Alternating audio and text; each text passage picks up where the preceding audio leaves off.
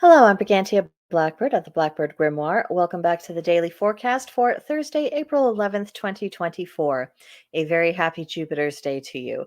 As a reminder, we are in Aries season. We are in the Celtic Tree month of Elder. We are Mercury retrograding in Aries, and we have a waxing moon. So that gives you a general overview for how things are going. Now, for our astrology specifically for today, the sun is in Aries, cardinal fire sign representing courage. The moon is in first quarter Taurus, fixed earth, representing practicality. Then at 5:04 a.m. Central Time, it will go void of course. It will remain so until 7:59 a.m. Central Time, when it will enter first quarter Gemini, a mutable air sign representing adaptability. Mercury is retrograding in Aries, cardinal fire, which represents fiery tempers. So watch out for that today and for the rest of the retrograde period.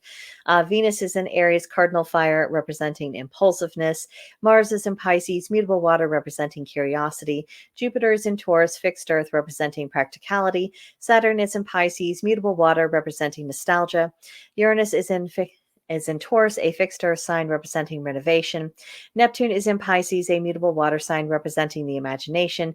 And Pluto is in Aquarius, a fixed air sign representing reformation. And as always, do not forget your Mercury retrograde mantra: rethink, revise, redo. We have a waxing crescent moon, so think creatively, form plans of actions, and get communicating. For the Gemini moon, do socialize, do be spontaneous, and do teach if you have something to teach. Don't be slothful in your communication. Don't mess around with confined spaces, and don't give in to distractions. So it is the day of Jupiter, and with Jupiter in Taurus and the moon in Gemini, it makes it for a very good environment to tackle team projects and to promote cooperation in general. And also, if you have had a rather challenging phase in a relationship, no matter what the relationship is, test the waters to try to gently right that ship at this time. Fixing relationships does require teamwork, so this would be another way to make use of that ambient energy in the air. Now, today's tarot, it is the Three of Arrows. That's our card for today. It represents jealousy. So one thing we might need to cultivate in connection with this is having greater honesty about our own motivations. Why are we really going after the things that we do? Is it because we want them? Is it because what we generally aspire to? Or is it that we feel that if someone else has it and we don't, that they are superior to us? Is this about essentially social climbing, trying to improve the appearance of one's station instead of improving the substance of your character, which would actually improve your station in life? But anyway, just being honest with that, especially if we need to make adjustments, that's something that would be important to do. And of course, the challenge is to get beyond the trap of envy. Envy is just a poison of the soul. And it's interesting how we've been having that come up so often, not only in tarot readings, but also in our Celtic triads. Speaking of which, our Celtic triad today reads: three people hateful to the mighty ones and to humankind: the liar, the thief, and the miserly Scrooge. So liars, people who make a practice to distort the truth, they destroy trust. And since the mighty ones, i.e. the gods, have given us so much counsel through our lore about becoming a trustworthy person, becoming a responsible person, a dependable person, it's safe to say that they actually value such behaviors. And so someone who is preventing people from becoming that, who's preventing themselves from coming from that, of course, the gods disapprove of that. And then thieves, those who steal, they deprive people of what they have rightfully earned, and they take it for themselves. And more often than not, they squander it. You never appreciate anything that you didn't really earn. And thieves, they're just nasty, nasty stuff. And the gods are very big about: you go out, you do something, you earn the result. That's kind of how it works. That's how it very much works in nature. So when thieves are disrupting that process, it's actually, in a way, it's an attack on the natural order as set out by the gods. So there's a reason why they look down on that. And then, of course, Scrooges, cheapskates who do not manage resources properly. It creates ill feeling. It's one thing to save, it's one thing to be prudent, it's one thing to be careful. That's admirable to do. But someone who's holding on things just to hold on to them, someone who's not looking after their family with their resources, someone who's not looking at their community and saying, you know what, I can afford to do X, Y, and Z, and that would really be beneficial for everyone. So I'm going to go out and see if I can contribute to that. Uh, the Scrooge doesn't do that. The Scrooge is, they're holding on to their money and the resources in this really nasty, hateful, gross sort of way.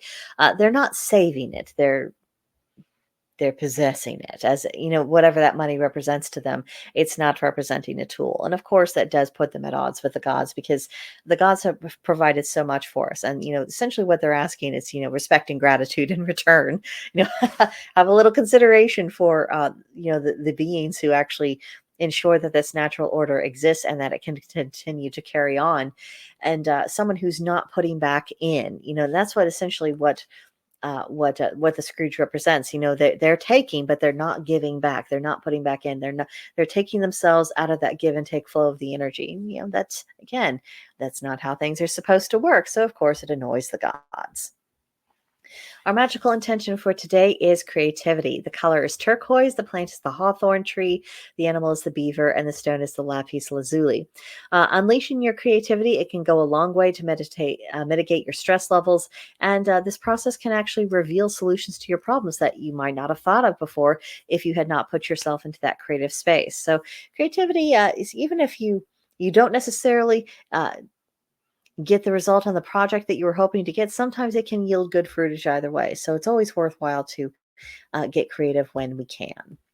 So for our daily practices today, if you are in the habit of finding problems in every solutions, particularly when you ask advice and people give you advice and all you can tell them is what's wrong with it, uh, you might consider ceasing and desisting with that. Problems more often than not are solved in pieces rather than in one fell swoop. So if you are receiving counsel and that counsel at least offers you a chance to go in the right direction, something that will help you, give it a whirl. Try that, and when you meet a pitfall, then work on that pitfall and go from there.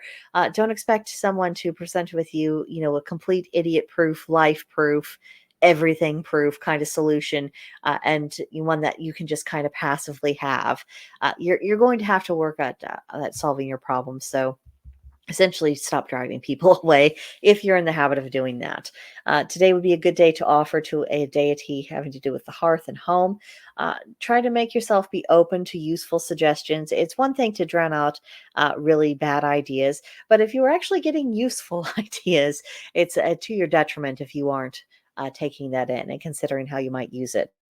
If you are feeling stressed out, allow yourself a moment to take a break from that stress, explore a theory that's new to you of any kind. It could be spiritual theories, it could be archaeological or scientific, or, it could be anything. It could be a theory about, some fandom that you're a part of. Someone has a new interesting headcanon about characters or a plot point or whatever it is. If you are stressed out, allow yourself a break and to go to something that is more enjoyable for you. You can come back to the real world after a little while. Just allow yourself a brief break. And of course, ground your energy. Grounding is always important. And we've had a pretty active astrological week. So grounding, that will be probably pretty helpful to you. And our fair of the day is the Centaur. This particular art piece is titled The Centaur by Annie Steg Gerard. And just explore the ideas in your journal about what do you think it would really be like to be a centaur? How would that change daily life? How do you think it would make a difference to relationships and the way you earn a living and all these other things?